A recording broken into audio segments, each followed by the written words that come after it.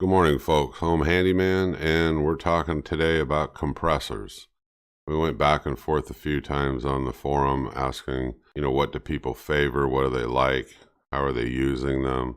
Stuff like that. And so we narrowed it down a little bit to just a list of, hopefully tips and tricks that'll help you if you're deciding to get one or if you're looking around for one. So we'll go ahead and we'll get into it. So we talked about small compressors. Those are the pancakes. We talked about medium size and we talked about large. I'm going to put up some pictures right now because I want to be clear about which ones we're talking about before I go through the questions and answers. So here we go. Over here on the left, we'll start at the top. You got the Bostitch. Next to that, you have the Harbor Freight, the Central Pneumatic. Below that, you got the Porter Cable. These are pancake compressors. So when we start the discussion, when I say small, these are the small ones, and I'll try to remember to refer to them as the pancake type. Now, after that, we go to the mid and we go to the large. So I'm going to put up pictures of those so I can show you which ones we'll be discussing, in terms of maintenance, care, and stuff like that. So give me just a sec.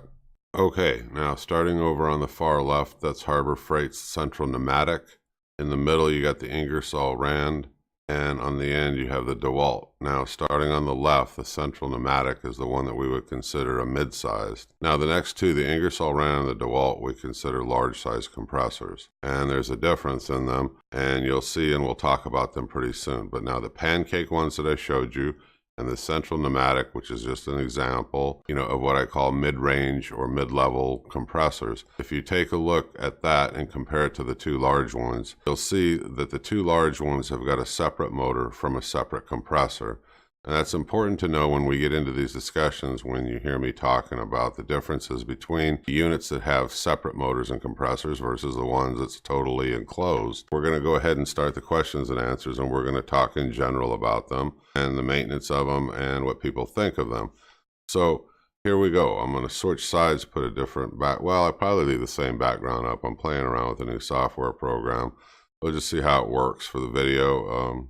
And here we go. Okay, so we got into the discussion in the beginning of how do I know which compressor I should buy? Well, the first thing you got to think about is what are you going to use it for? What's your usage going to be before you worry about price? If you're just going to be shooting, some staples or some brads out of it and just blowing out your garage occasionally, you can get away with those little pancake compressors. There's not a problem with that. They'll handle it. Now, if you're a technician, a mechanic, or you are a handyman like me and you're using it more aggressively for a lot more power, for a lot more air tools, like a die grinder, a sandblaster, something like that, now you want to step up to the large ones. Now, the medium ones will do okay, but when it comes up to that die grinder or anything that's really air intensive, you're going to be disappointed. It's going to kick off on you. It's not going to work well. You're going to have issues where you're just frustrated because it doesn't keep up with you. So in that case, you do need the larger one. So my advice is first figure out what you're going to use it for, and then figure out, okay, what's your budget? And then get the best compressor that you can. Now, Bostitch, of course, makes a really good one. I showed you a picture of that. The Harbor Freight one, it'll probably work, but it's really at the low end of the spectrum. And I keep, ranting about these reviews where people say, oh, they're great, they're wonderful and all that. We've had this discussion in the forum. They're okay, they'll work if you're just using it very intermittently. But if you're going to use it for anything, like I said, that requires any oomph, you want to step it up to the mid-size. If not the mid-size, go for the large size. And you say, well, I don't have that much money. Okay, neither did I a long time back. And I searched on Craigslist and I got the Ingersoll Rand, and it's got negative reviews too for different reasons. They all do. But when I got mine, this guy, his wasn't working right. I mean, he'd paid $1,400-1,500 for this thing and he knew it wasn't working right. And he was willing to more or less dump it. He was a business owner. He had bought another new one and I knew what was wrong with it. But I took a gamble because I gave him a couple of $100 for it, took a few guys to load it in the truck, got it home, got it off the bed, set it up, and I knew that the head gaskets were blown on the compressor of this thing. So what I did is I contacted Ingersoll Rand, I got the parts, I had them shipped. What's the gamble? The gamble was I was wrong, that wasn't the problem. But I also figured, okay, for a couple of $100, I made sure that the unit that I bought had a separate motor from a separate compressor. Now that was important to me because I know going forward, if something goes wrong with one or the other, it's easily replaceable. I'm gonna, it'll probably be a little costly, but I might hunt around and find another good use 5 horsepower motor. I could put it on there. And I'm kind of handy and I can figure things out usually. So I went ahead and I went that route and I was right. I took the heads off of it, replaced the head gaskets, the seals. I cleaned it all up. There was carbon built up in it. And, and it works beautifully. And I've had it for about 5 years now and I don't have any problems with it. So you can go that route, but make sure that you have the ability to work on things and you know something about what you're doing, or maybe you have a friend that does. Okay, that's one route you can go. You can use the 20% off coupons. You can pick up something at Harbor Freight, the midsize, save up a little bit longer. I'm not a real fan of the pancake ones, but I will tell you that I had a couple of side jobs where I was glad that I had it. And I took it with me, plugged it in, and it gets me through those little side jobs. When I'm not working, I pick up a little extra work here and there. It is handy, it's mobile, it works great. Those are my thoughts on something like that. The big thing is figure out what you're going to use it for before you start deciding on what you're going to buy. And if you need to save up a little bit, do that. I'm a fan of the big ones. I mean, I like them. Especially I like my Ingersoll wrench. Now, I can't speak to the DeWalt. Some of these others, I've never owned them, but from the reviews that I read and the people that I talked to on the forum, those are great compressors too.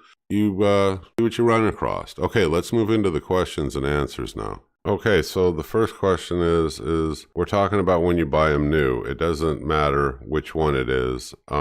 My advice to you is you get good quality compressor oil for it. Cobalt makes it. There's a few other companies out there that do. And what you're going to do is fill it up, make sure it's filled up with oil, run it for about 30 minutes, then drain it. Okay, then fill it up again. I would run it for about 45 minutes plus. You don't have to go longer than an hour. Then I would drain it again. And then I would turn around and fill it back up with, like I said, good compressor oil. Now, a lot of people put synthetic in it on that third fill. And that's what they run, and a lot of compressors recommend using synthetic. So why would you do that is one of the questions. Well, at the manufacturer, they put these things together and they don't actually clean them that well before, they're shipped. These things, a lot of them are mass produced and some of them come out of China, as we know. And you're going to see a little tiny flakes of metal debris and stuff in there when you do it. So the goal here is to get your compressor's internal working parts as clean as possible, with good quality oil, and then you're set. Okay, and then there's very little maintenance to it in terms of that. Afterwards, you just check the oil occasionally and make sure that you have it filled. That's all. But I would definitely do that in any new compressor that I got. I even did it on the used one that I rebuilt, just as a precaution, because I didn't know how it was used or if the guy ever did it himself when he bought it. Some people just bring them home, plug them in, and just start using them and don't think about the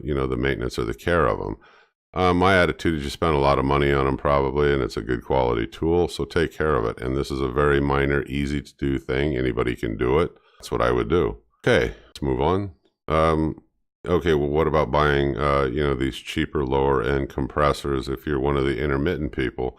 Get the extended warranty. I read in the forum and even in the reviews, lots of times people are taking back these lower end compressors because of different problems and issues that they had with them, and they're not working correctly and all this. So if you have one, I would tell you get the extended warranty on it so that you don't have any hassles or issues after 6 months or, whatever time frame. It's probably well worth going ahead and getting on the lower end ones. Now on these larger ones, like on mine, this thing originated with a 2-year full warranty, parts, labor, everything.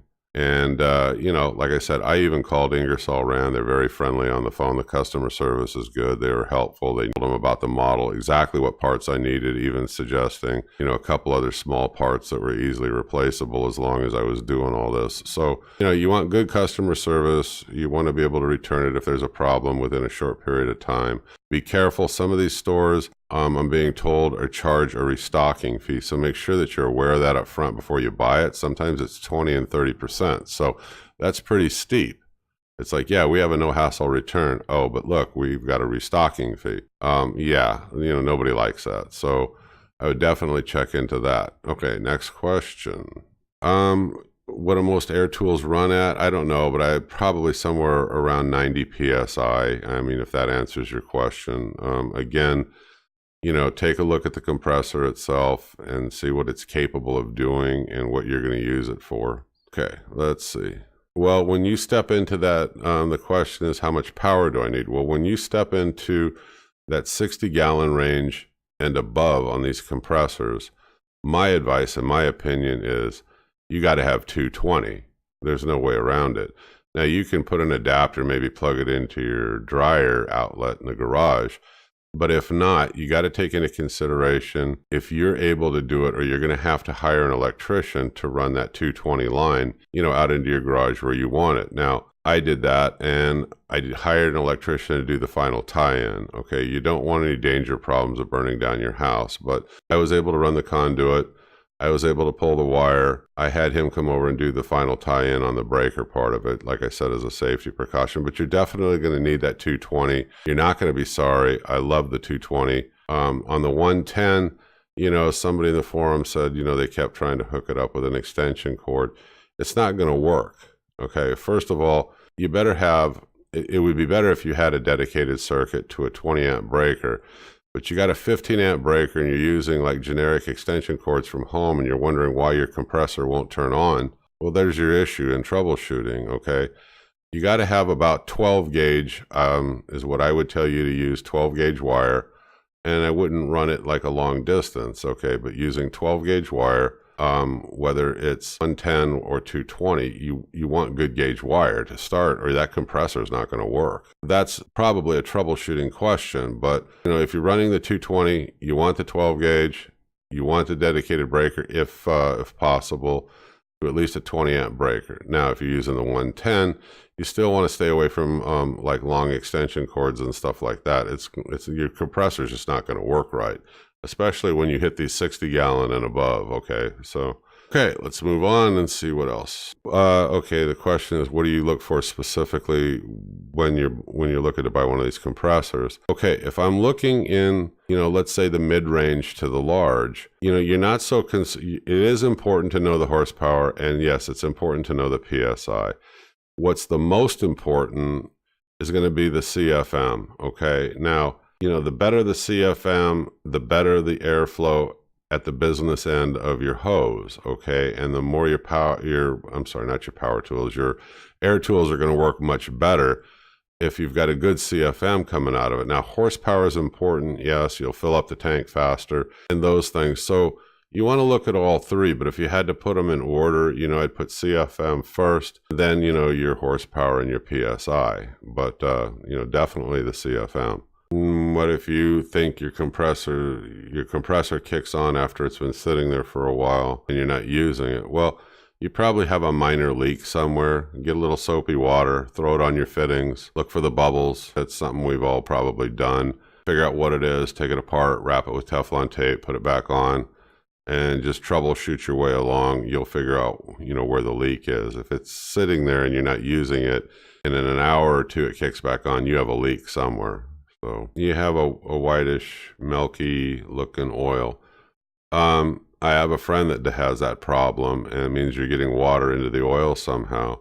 His still works fine, and he continues to use it. It's been like that, he told me, for 8 months or more. He just drains it out occasionally and keeps replacing it. But what it means, yeah, you're getting water in the oil. Just keep using it. When it finally burns itself out, it's probably not worth repairing. I don't know, because I don't know what kind of compressor you have, but a lot of times by the time, you know, you get the parts, if you can do it yourself, that's one thing. But if you're going to take it in and get it repaired, a lot of times they're not worth repairing. So like I said, I don't know what you have, but those are my thoughts. Your compressor keeps knocking no matter what RPM it's running at. Well, your main bearings are probably going out, or the connecting rods. It sounds like something kind of severe internally. Keep using it until it just breaks down totally, then, you know, trash it. Now, if you have a 60-gallon compressor and that's what's happening to it, one thought that you might have is get another one, and you can plumb one compressor into the other's tank. So the tank can still be useful. I wouldn't just throw the whole thing out, because if it's a 60-gallon, say you buy a 60-gallon, say you plumb the two tanks over to each other, you got a 120-gallon tank. I mean, I would do it. It isn't that much in parts and fittings, I mean, to plumb one to the other. going to take up more room. Yeah, I understand, but you know, you've just doubled the capacity or increased it, you know. So that's one thought you could do with it, I suppose.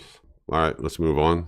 What happens if your compressor's got like excessive oil use? Well, okay. And, you know, I would tell you just keep using it until the thing burns up and fries out, and then decide what you want to scrap it or use the tank. But what I think, you either have a leak, that's the easy way, and hopefully you can fix it, or you have worn piston rings, or a scored cylinder even. Those things you're not going to fix without a fairly decent size expenditure. So this is where you get down to, can you do it yourself? How much of the part's going to be, and is it really worth repairing? I don't know. I think most of the time they're not, but you know, you can always take the tank, like I said a minute ago, and plumb it and double it up. If you don't want to do that, if the tank's big enough, make yourself a barbecue out of it, or just scrap the whole thing out. Let's see. Your compressor vibrates on you. Okay.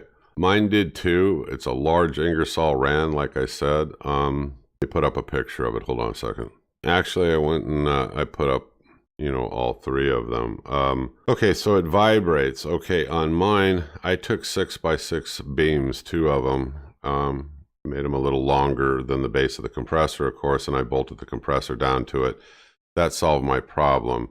If that's not your issue, because I'm not there and I don't know what your setup looks like or anything else, it could be that your pulley and flywheel are not aligned right. They're misaligned. So check that. That's an easy fix. Your belt could be loose and that's causing some vibration. So check the tension on your belt. Worst case scenario, you got a bent crankshaft. If you got a bent crankshaft, you're screwed. Now, one of the things, if you look at these three compressors, and I just put them back up, let's start on the left, the central pneumatic. That's an enclosed unit. Everything is in one unit. Okay, they work. I'm sure that they work fine. I'm sure there's a lot of good ones that manufacturers make. I'm not a fan of these. I buy mine, like I said earlier, like if you take a look at the Ingersoll ran picture, you'll see where the compressor and the motor are separate from each other. I like them separate. If I have to, I can replace one or the other. I can find maybe used parts or whatever I need and extend the longevity of my compressor. And I've got a large one, and I think it's easier to work on. You don't need to be some kind of whiz when it comes to compressor mechanics. This is all visible. It has a belt. It's belt driven. Mine's belt driven. Mine's 5 horsepower. You know, I can get to everything real easily without taking apart a shroud and playing around. I favor them. I'm not saying there's anything wrong with the others. Your choice is, you know, whatever you decide you want to buy with whatever money that you have. But these are just two pictures, the DeWalt and the Ingersoll ran. There's plenty of other companies that probably make excellent compressors. I don't own all those. I just own the Ingersoll ran, and I have a friend. He's got the DeWalt. He loves his. I love mine. Okay, let's move on. Okay, somebody else had a problem where the pressure was building up too slowly.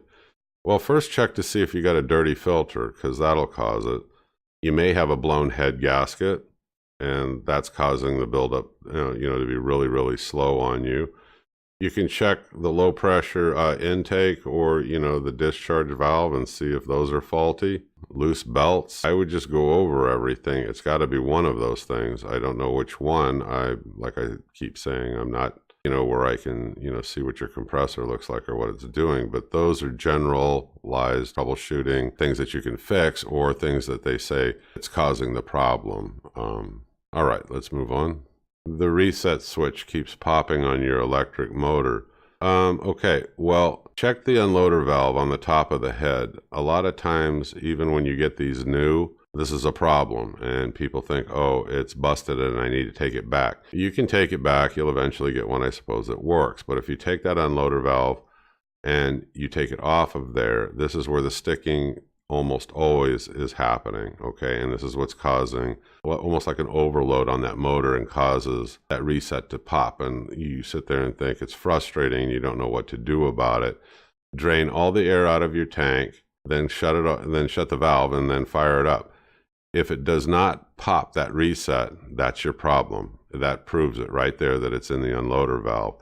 Take the unloader valve off, clean it with carburetor cleaner or whatever you got, even WD-40 works, and rinse it several times, like 3 or 4 times, with just soak it with WD-40, blow it, soak it, and then put that thing back on there.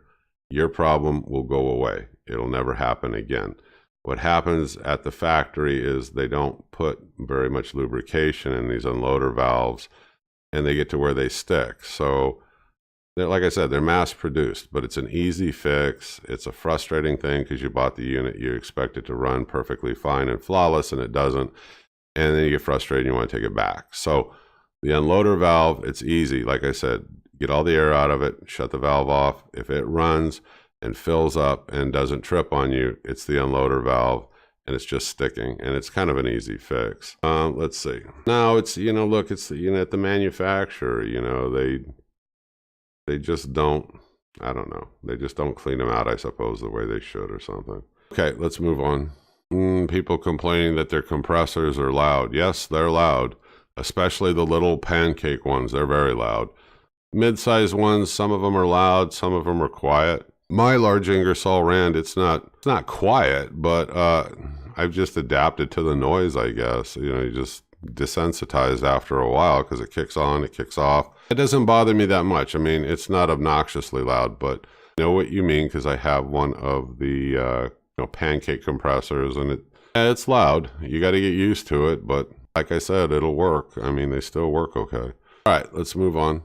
Why is okay, but I've already just kind of discussed. I mean, I prefer a 5-horse. Well, it goes back to usage, but for me, I do a lot of metal work, woodwork, stuff like that. So I prefer the 5-horsepower belt-driven compressors. That's just, and that's what I favor. And I don't like the oilless compressors, the self-contained oilless compressors.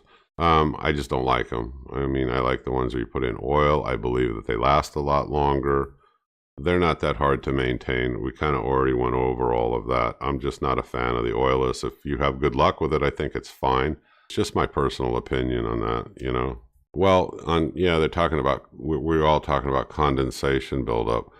There's a valve at the very bottom of it. It's a drain valve. Now, it depends on how much I'm using it. Every other day or every 3 days or whatever, I crack that valve. I open that valve and you'll see it'll shoot out a lot of water. That's all the condensation that builds up on the inside of the tank. Another thing I do is if I forgot and time has gone by and I open it up and there's a big stream of water, after I get most of the water out of it, I shut the valve almost all the way off, not quite. And the compressor runs to fill up and it blows it out almost like a real fine spray, but I can, eventually get it pretty well cleaned out. But that's just one of the maintenance things to it. You do have to get that condensation out of there from time to time and not let it just sit in the tank. Okay, let's see. Okay, there's another reader or follower on here that, I'm glad that the forum helped you, with your problem, but he got one of the compressors that's a 110. And that works fine in a garage. I mean, it's just, I have 220, that's what I use. There's nothing wrong with 110. But his breaker kept tripping. So the forum kept asking questions, and what they narrowed it down to is he's got a mid-sized compressor. I believe it's a 60-gallon compressor or 40, 60, somewhere in there. And he was running just a household extension cord from the wall to his compressor. Get rid of that extension cord. That's what's causing your problem. It's overloading that breaker and causing it to pop. Okay, so once he did that, problem went away, breaker never tripped anymore. So I know we've already beat this into the ground, but get yourself, you can go to Lowe's or Home Depot and you can buy 12-gauge cord and you can put your own ends on it. There's tons of videos on YouTube to show you how to, attach, the male and the female end, but I wouldn't go overboard in length. I mean, just, get what you need, but make sure you have an adequate gauge wire. And again, we go back to the breaker issue. It's better to have a dedicated breaker if you can. And make sure, I would try to say, I'm not an expert electrician, but you want it attached to at least a 20-amp breaker, in your box. These are the problems that'll cause the breaker to trip. I mean, you overheat and overload that breaker, and yeah, it's going to trip on you. So, okay, so those are the thoughts on all of that. Let me see if there's anything else before we conclude. Okay, I'm not seeing anything really that we haven't, covered in one fashion or another through the discussion. These are the compressors. It's your choice, like I said, but think about your usage. Think about how much money you have. You want to get a used one and get more bang for your buck, but then you're taking a chance on the condition of it too. Or do you want a brand new one?